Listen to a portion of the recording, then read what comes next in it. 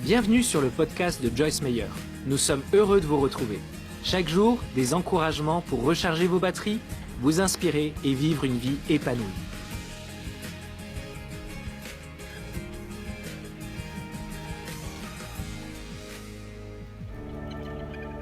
Je vais commencer avec une petite histoire qui, je pense, est bonne. Il y avait deux jumeaux identiques et ils se ressemblaient en tout, sauf une chose.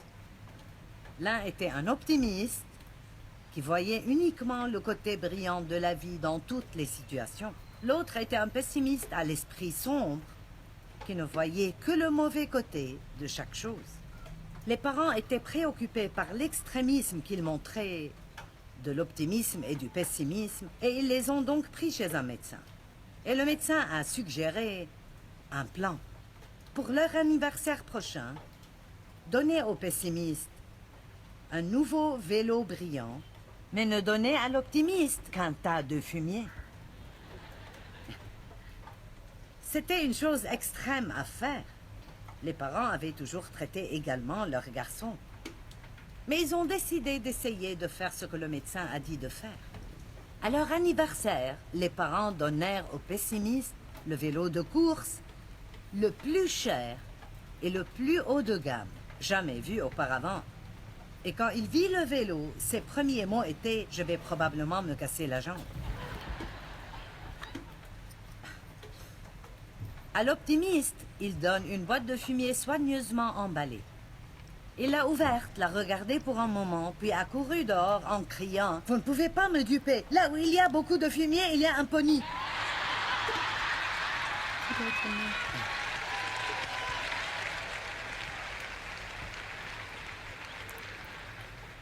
Maintenant, laissez-moi partager avec vous que j'étais,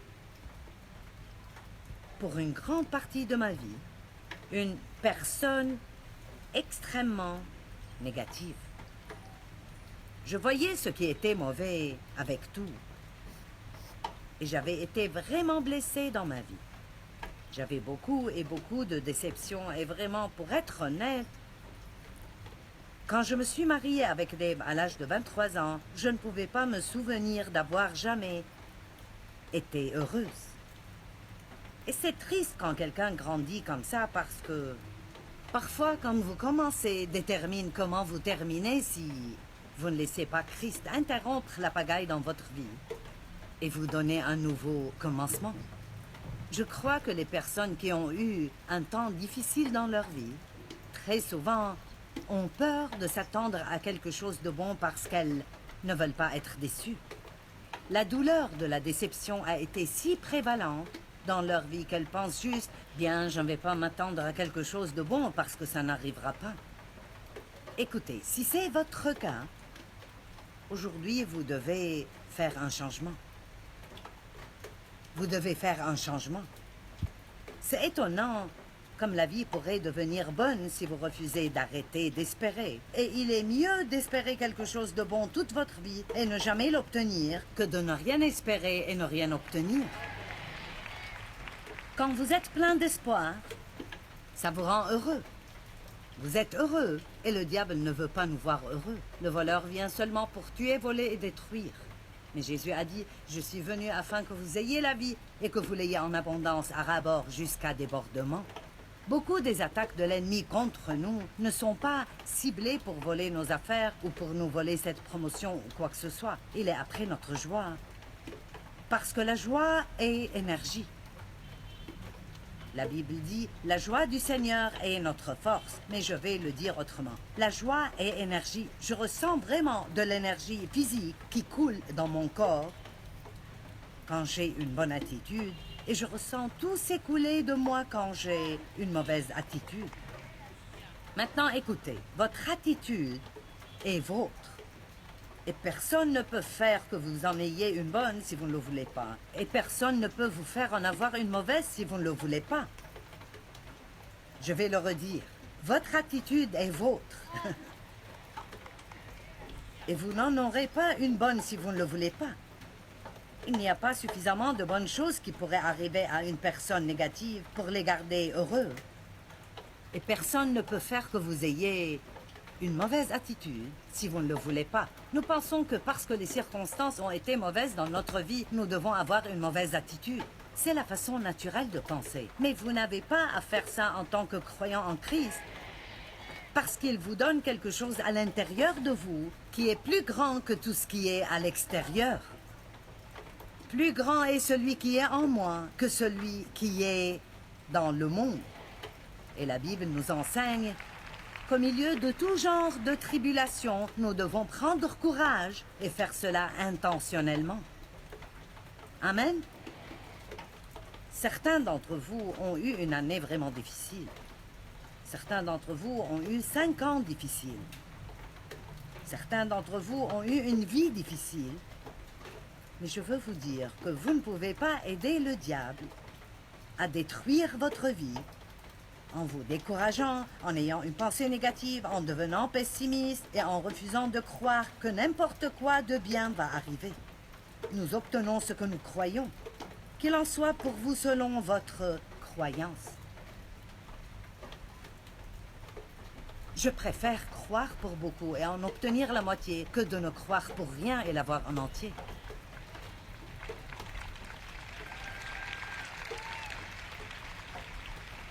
Je pense que souvent, nous ne sommes pas agressifs dans l'espérance. Nous attendons de voir ce qui va se passer. Eh bien... J'espère que la réunion sera bonne ce week-end. Vous savez, ce n'est pas l'espérance biblique. Elle n'est absolument pas différente du désir. L'espérance biblique est une parente très proche de la foi. Ils ont espéré dans la foi. La foi vous pousse à croire que de bonnes choses vont arriver. Vous croyez dans les promesses de Dieu. Vous attendez. En fait, la définition de l'espérance est une attente confiante et joyeuse que quelque chose de bon va arriver. J'aime ça. Et c'est... Écoutez-moi, parce que beaucoup de gens pensent « Bien, je n'y peux rien si je ne ressens pas ça. » Nous ne parlons pas de ce que nous ressentons, nous parlons de ce que nous décidons de croire et de ce que nous décidons de dire. Et je sais que je continue de le dire et le redire ce week-end, mais ouvrez la bouche et dites quelque chose de positif, parce que ce que vous dites coule de votre bouche, pénètre dans vos oreilles, retombe dans votre esprit. Et vous pouvez littéralement vous parler pour changer votre humeur. J'ai dit que vous pouvez vous parler et changer votre humeur. Vous pouvez vous parler et changer votre humeur. Vous pouvez vous parler hors de l'apitoiement sur soi. Et vous le faites en utilisant la parole de Dieu. Une attente favorable et confiante, ça a à voir avec l'invisible et l'avenir. L'espérance est la bonne anticipation de quelque chose. J'ai commencé en janvier cette année à dire cela dans ma propre vie régulièrement. Je ne manque pas beaucoup de jours et j'encourage les gens partout où je vais et à la télévision. Et si j'étais vous, avant de mettre les pieds sur le plancher le matin ou dans les quelques minutes après que vous vous leviez, ouvrez votre bouche et dites... Ouvrir votre bouche veut dire déclarer à haute voix. Quelque chose de bon va arriver dans ma vie aujourd'hui. Et ne vous arrêtez pas là. Continuez et rendez l'ennemi vraiment furieux et dites « Et quelque chose de bon va arriver à travers moi aujourd'hui. » Quelque chose de bon va arriver dans ma vie et quelque chose de bon va arriver à travers moi parce que nous sommes bénis pour être une bénédiction. N'arrêtez pas en voulant juste être bénis. Nous devons être une bénédiction. Dieu a dit à Abraham, je te bénirai et je ferai de toi une bénédiction et je t'utiliserai pour faire le bien aux autres. L'espérance est très simplement une attitude positive. La personne qui espère refuse absolument d'être négative de n'importe quelle façon. Bien qu'ils reconnaissent et traitent leurs problèmes, ils gardent l'espérance dans la pensée, l'attitude et la conversation jusqu'à arriver à la victoire. Ils gardent l'espérance dans la pensée, l'attitude et la conversation. Et la conversation. Et la conversation. Jusqu'à arriver à la victoire. N'importe qui peut décider d'être plein d'espoir. Si je n'arrive pas à me faire comprendre aujourd'hui, alors je perds mon temps. Parce que si nous allons laisser nos sentiments et nos circonstances déterminer si notre espérance est en haut ou en bas, alors l'ennemi a le contrôle. Nous lui avons juste remis les clés de notre vie. Fais ce que tu veux. Mais chaque personne qui entend aujourd'hui ma voix, que ce soit à la télé ou à la radio ou à travers les médias sociaux, ou si vous êtes ici dans la salle, vous pouvez décider aujourd'hui d'être plein d'espoir.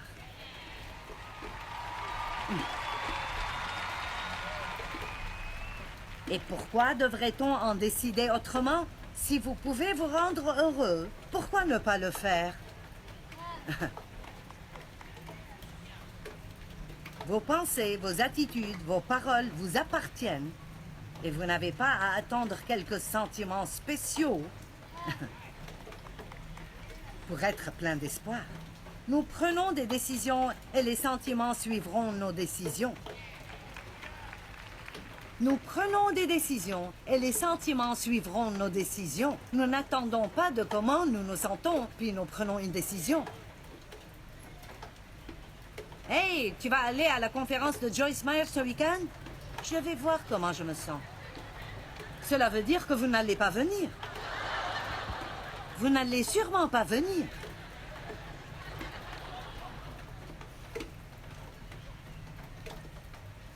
J'aime Romains 15:13. Il dit que le Dieu de l'espérance vous remplisse. Le Dieu de l'espérance. Il est le Dieu de l'espérance. Il n'est pas le Dieu du désespoir. Il est le Dieu de l'espérance. Que le Dieu de l'espérance vous remplisse de toute joie et toute paix dans la foi. Et croire vraiment est une attente positive. Elle regarde les promesses de Dieu et dit « C'est pour moi et je crois que Dieu va faire cela dans ma vie. » Allez, combattez pour vous-même. Ne restez pas passif en attendant que quelque chose de bien arrive dans votre vie ou en étant jaloux de tous ceux à qui quelque chose de bon arrive. Eh bien, rien de bon ne m'arrive jamais. Eh bien, c'est l'attitude. Vous dites, merci Dieu que tu les as bénis. Et en passant, je suis dans cette ligne aussi.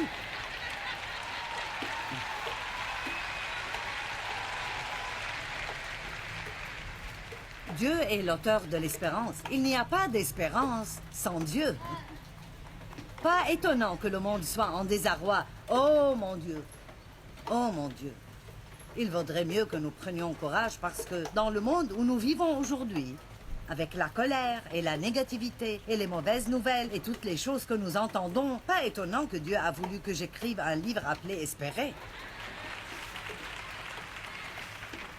Si vous avez un peu d'espérance, je veux que vous ayez beaucoup d'espérance. Si vous avez eu beaucoup d'espérance, faites qu'elle soit radicale.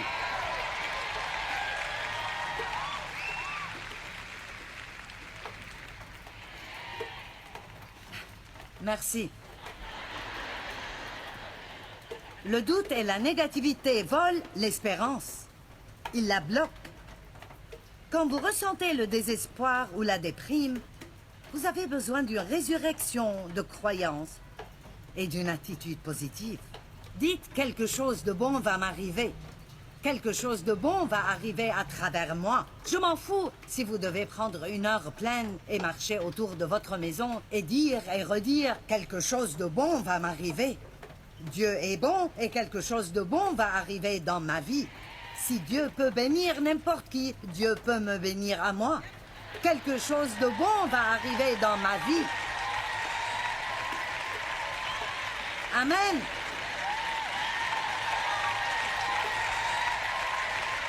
Je sens une onction ici. La dépression et la négativité sont en train d'être brisées sur les personnes. Dites adieu à ces mauvaises attitudes. C'est un nouveau jour. Bien, tu sais, Joyce, je me suis levée ce matin et je me sentais déprimée.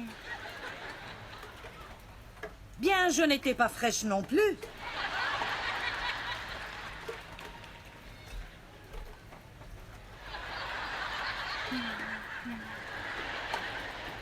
Quelque chose de bien va arriver dans ma vie aujourd'hui.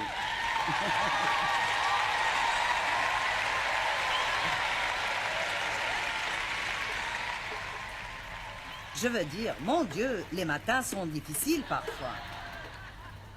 Ouh!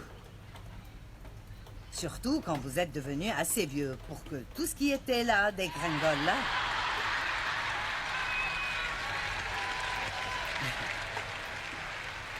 C'est fou! C'est comme si tout va en un seul paquet. C'est comme...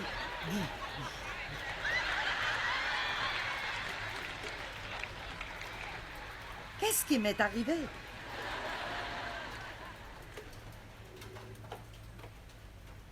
Bien que nous ne puissions pas empêcher que les sentiments négatifs arrivent, nous pouvons les refuser par de bonnes attitudes, des conversations et des actions. Proverbe 15:15. Combattez pour vous-même. Combattez pour votre famille.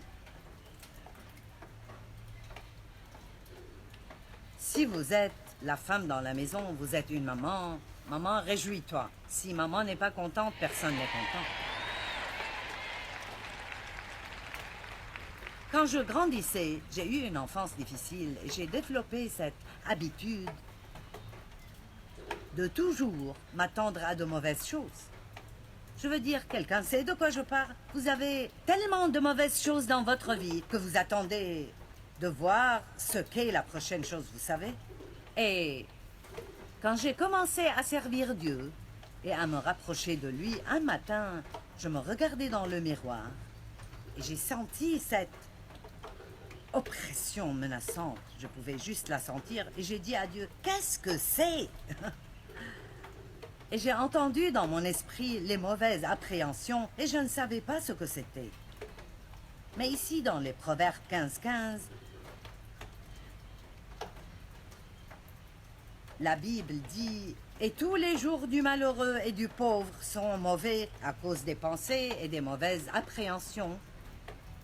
Mais le cœur content est un festin continu, indépendant des circonstances. » N'est-ce pas une grande écriture? Et nous avons déjà parlé au sujet de prendre l'autorité sur l'ennemi. Et je sais que certains d'entre vous se demandent de quoi parle-t-elle? Prendre l'autorité sur l'ennemi? La Bible dit que nous pouvons résister au diable et il fuira. Et nous ne voyons pas le diable ou Satan avec nos yeux, ni les mauvais esprits, mais vous pouvez certainement sentir leur oppression. J'ai senti une telle liberté dans ce lieu ce week-end, et même Matt Redman et l'équipe de louanges, nous parlions de ça avant, et il a dit exactement la même chose. Bien, je peux dire qu'il y avait beaucoup de foi et de choses positives dans cet endroit cette fin de semaine. Je veux dire, comme nous adorions Dieu, il n'y avait pas d'esprit oppressif qui pouvait venir près de cet endroit. Amen. Et donc, quand vous ressentez l'oppression dans votre atmosphère comme ça, vous avez juste besoin de dire « Je résiste à l'ennemi dans le nom de Jésus. Je ne vais pas être déprimé, je ne vais pas être découragé. Je vais juste espérer Dieu et je crois que quelque chose de bon va arriver dans ma vie. Dieu est bon et il va être bon pour moi. » Zacharie 9:12. Oh mon Dieu, j'aime ça. Retournez à la forteresse de sécurité et de prospérité, prisonnier plein d'espérance. Oh mon Dieu. Aujourd'hui encore, je le déclare, je te rendrai le double de ta prospérité antérieure. Wow. Ok, maintenant écoutez. Il n'a pas dit que je le fais en ce moment même. Il a dit, je vous déclare que je ferai cela dans votre vie. Mais pour que vous puissiez le voir, vous devez être des prisonniers de l'espérance. Vous savez ce que cela signifie? Je suis juste captif de l'espérance. Je n'y peux rien. Je crois Dieu. Je n'y peux rien. Je suis juste enthousiasmée de voir les grandes choses que Dieu fait dans ma vie. Allez, pourquoi ne pouvons-nous pas vivre comme ça? Écoutez, si je vous disais, disons que je choisis quelqu'un ici et je dis, OK, tu me donnes ton adresse et je vais passer dîner chez toi demain. Maintenant. OK, je ne suis qu'une personne. Mais vous dites, OK, 3 heures, et je dis, OK, à 3 heures, je serai là. Voici ce qui va se passer. Quand 3 heures moins le quart arrive, vous seriez... Vous aurez tout prêt. Vous serez en train de regarder l'allée. Vous sortirez sur la véranda pour voir. Si nous croyons suffisamment les gens pour les attendre dans l'expectative. Allez, je vous parle aujourd'hui. Vous voulez que Dieu se manifeste dans votre vie?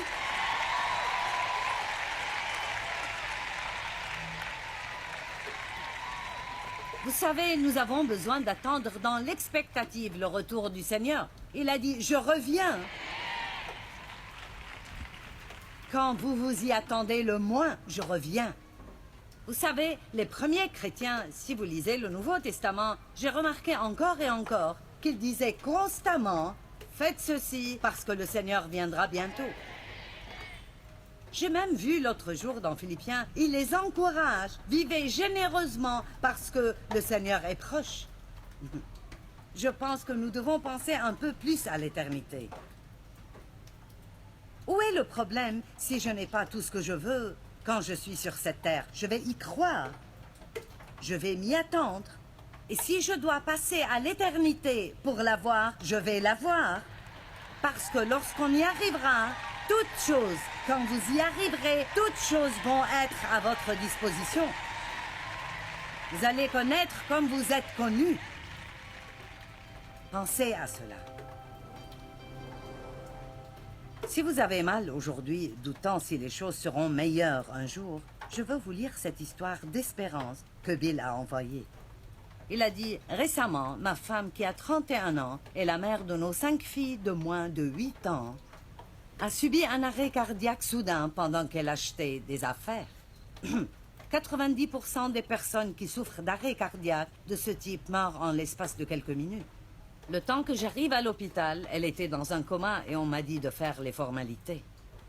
Le prêtre est arrivé et lui a donné la dernière onction. Ils l'ont mise dans un état d'hypothermie pour sauver ses organes. On m'a dit que les personnes dans le coma entendent ce que les gens leur disent. Et comme je ne savais plus quoi dire, je pensais... Elle écoute Joyce tous les jours, donc j'ai couru acheter le livre « Espérer » et le lui ai lu tandis qu'elle était dans ce coma. La sagesse dans ce livre m'a aidé à faire face aux secondes qui passaient. Quand j'ai arrêté de lire, Dieu est venu, elle a bougé les orteils, elle a ouvert les yeux contre toute attente. Je vais à l'hôpital pour la faire sortir maintenant. Vous m'avez aidé à réaliser combien notre Dieu est grand. Merci de nous donner cette espérance. Waouh, quelle histoire incroyable! Vous savez, quand vous osez espérer, les choses commenceront à changer dans votre vie. La foi augmente, la joie retourne et la paix règne.